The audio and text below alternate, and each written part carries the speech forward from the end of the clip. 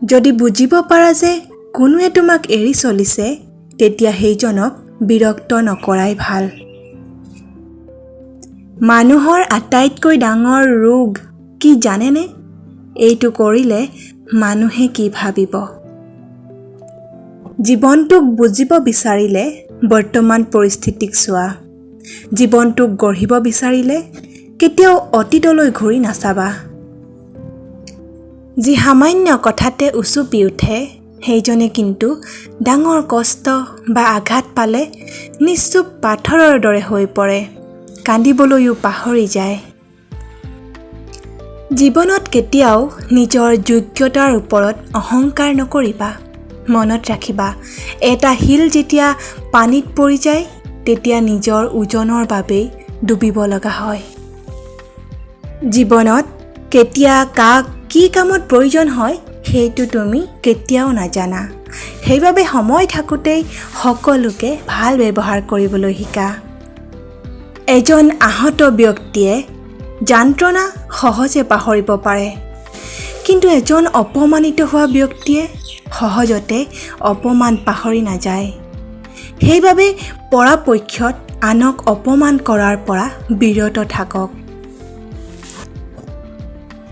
মানুহে কয় এটা সময়ত সকলো ঠিক হৈ যাব, কিন্তু সময়ে কেতিয়াও দুখ কষ্টবোৰক পাহৰাত সহায় নকৰে। সময়ে কেৱল দুখ কষ্টবোৰক মানি ল'বলৈ বাধ্য কৰায়। উত্তৰটো প্ৰতিটো কথাৰে দিব পৰা যায়, কিন্তু যি সম্পৰ্কৰ গুৰুত্বই বুজি নাপায়, সেইজনে আকৌ শব্দৰ গুৰুত্ব কি বুজি পাব? আচৰিত নহয়নে? পৃথিৱীত এনে কিছু লোক আছে যি সকলোৰে মন ভালে ৰখাৰ চেষ্টা কৰে, কিন্তু সকলোৱে এটা কথা পাহৰি যায় যে সেইজন মানুহৰো এটা মন আছে। যেতিয়া মেচ্যুৰিটি আহিব, তেতিয়া বুজিব পাৰিবা যে জীৱনত তুমি আৰু তোমাৰ পৰিয়ালটোৰ বাহিৰে কোনোৱেই চিৰস্থায়ী নহয়। পৃথিৱীত কঠিন বুলি যদি কিবা আছে, সেইটো হ'ল নিজক পৰিৱৰ্তন কৰা, আৰু পৃথিৱীৰ আটাইতকৈ সহজ কামটো হ'ল আনক সমালোচনা কৰা। কিছু মানুহে সুখৰ বাবে ঘৰ সলায়, সম্পৰ্ক সলায়, বন্ধুত্ব সলায়, তথাপি কিবা এটা নোপোৱাৰ বেদনাত অসুখী হৈ থাকে। কাৰণ সেই মানুহবোৰে কেতিয়াও নিজক সলনি কৰিবলৈ চেষ্টা কৰা নাই।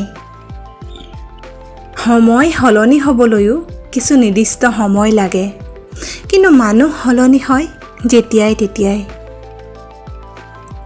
তুমি ডাঙৰ হৈ গৈছা যেতিয়া দেখিবা তুমি কাৰোবাক সহজতে ক্ষমা কৰি দিছা। মৌন থকাটো পচন্দ কৰা, কাৰো সৈতে তৰ্কত লিপ্ত নোহোৱা, মানুহক কম বিশ্বাস কৰা, কাৰোবাৰ পৰা মৰম গুৰুত্ব বিচাৰি জোৰ নকৰা, কাৰোবাৰ পৰা একো আশা নকৰা। বন্ধু কমি গৈছে। বৰ্তমান সময়ত সকলোৰে লগত মিলামেচা কৰি থাকিলে অন্যায়ৰ প্ৰতিবাদ কেতিয়াও কৰিব নোৱাৰিব, আৰু অন্যায় সহ্য কৰিব নোৱাৰো বাবে আজি মই বহুতৰ বাবে বেয়া।